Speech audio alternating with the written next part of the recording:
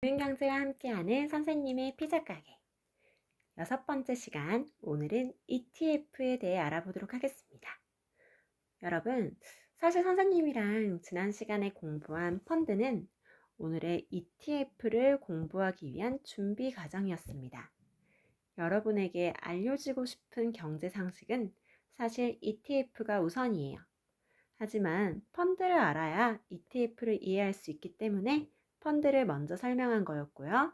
오늘은 여러분에게 알려주고 싶은 펀드 말고 ETF에 대해 알아보도록 하겠습니다. 선생님의 피자 가게 옆에 옆집 누나 치킨 가게, 고모네 마라탕 가게, 엄마 친구 떡볶이집이 가게를 내고 영업을 하고 있었죠.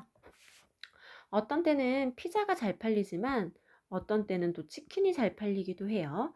마라탕이 잘 팔리기도 하고 떡볶이가 인기 있을 때도 있습니다. 어느 가게의 주식을 사야 내 주식이 잘 오를지는 아무도 예측할 수가 없어요. 하지만 분명 무언가는 잘 팔리겠죠. 사람들은 다 먹고 살아야 하니까 어느 가게론가는 다 향할 거란 말이죠. 그래서 여러분은 모든 회사의 주식을 사기로 했습니다. 그러면 뭐라도 사람들이 사 먹어서 주가가 오를 거잖아요. 그런데 피자 가게 주식이 그새 올라서 5만 원, 치킨 가게 주식은 10만 원, 마라탕 가게 주식도 10만 원, 떡볶이 가게도 주식이 5만 원이에요. 그랬더니 다 한 주씩만 사려고 해도 무려 30만 원이 있어야 돼요. 나한테는 이렇게 돈이 없는데. 그래서 이번에는 피자 가게 주식, 치킨 가게 주식, 마라탕 가게 주식, 떡볶이 가게 주식을 모두 모아서 이걸 잘게 잘랐습니다. 이걸 섞은 다음에 잘게 잘랐어요. 그랬더니 한 조각당 이렇게 비쌀 필요가 없어요. 한 조각당 10,000원에 잘게 잘랐습니다. 그리고 이 상품의 이름은 외식 메뉴라고 붙였어요. 외식 메뉴 다 잘라서 잘게 붙인 거라고 이름을 붙였습니다. 이것이 바로 ETF예요. 즉, 피자, 치킨, 마라탕, 떡볶이 이 주식을 모두 합쳐서 이 모든 음식이 들어가 있는 새로운 주식 형태를 만들어 주식처럼 쉽게 사고 팔 수 있게 만든 겁니다. 이걸 외식 메뉴 ETF라고 이름을 붙였어요. 이 주식의 가격은 이 음식점들 주식 가격의 평균을 내서 음식점의 지수라는 것을 만들면 이 지수가 올라가면 외식 메뉴 ETF도 오르고 이 지수가 떨어지면 외식 메뉴 ETF의 가격도 떨어지는 거예요. 외식 메뉴 ETF는 이 메뉴들이 잘 팔리면 주가가 올라요. 안 팔리면 떨어지고요. 이것을 음식점 지수를 추종한다고 이야기를 합니다. 주식이랑 똑같이 주식창에서 실시간으로 사고 팔 수 있어요. 펀드는 중간에 내 맘대로 사고 팔 수가 없는데 비해서 ETF는 언제든지 실시간 거래가 가능하다는 것이 가장 큰 장점이라고 할 수 있겠죠. 단일 가게의 주식을 사면 피자 가게 주식을 사면 피자가 안 팔리고 치킨만 팔렸을 때 내가 손해를 보는데 ETF를 사면 어떤 외식 메뉴가 잘 팔리든 간에 세세하게 예측할 수 없을 때 보다 안정적으로 내 재산을 맡길 수 있어요. 이렇게 낮은 투자 금액으로 골고루 나누어서 투자를 하면서 주식처럼 실시간 거래를 할 수 있다는 것이 ETF의 가장 큰 장점이라고 할 수 있겠습니다.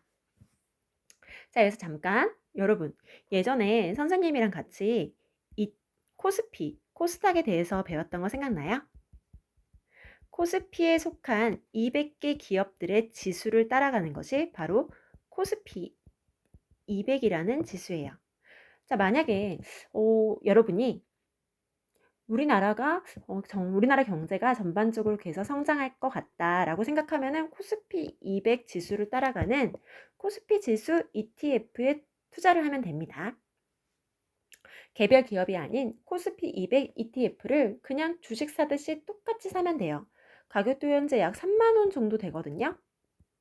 그러면 뭐 현대자동차, 삼성전자 이렇게 각각의 기업 주식은 굉장히 비싼데 이거는 다 합친 건데 잘게 잘라졌기 때문에 저렴한 가격에 살 수가 있는 거예요.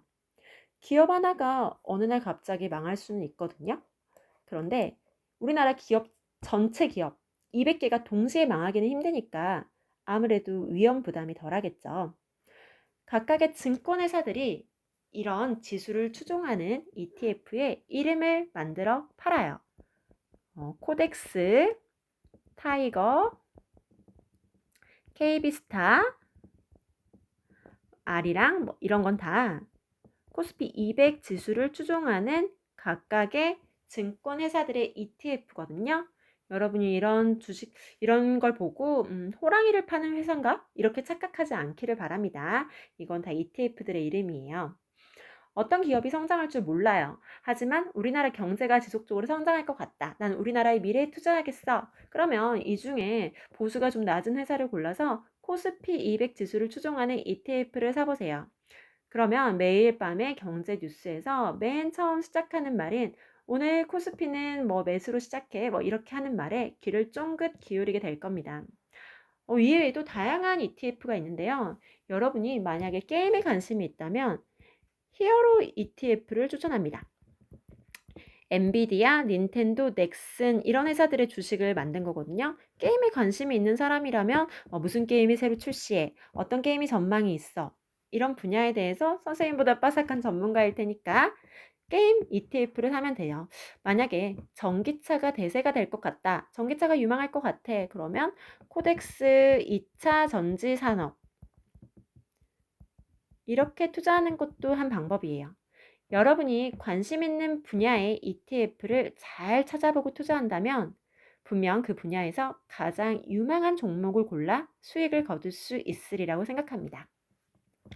자, 그럼 이제 여러분 세뱃돈으로 피자 시켜 먹는 대신에 피자 가게 ETF를 한번 구입하러 가볼까요?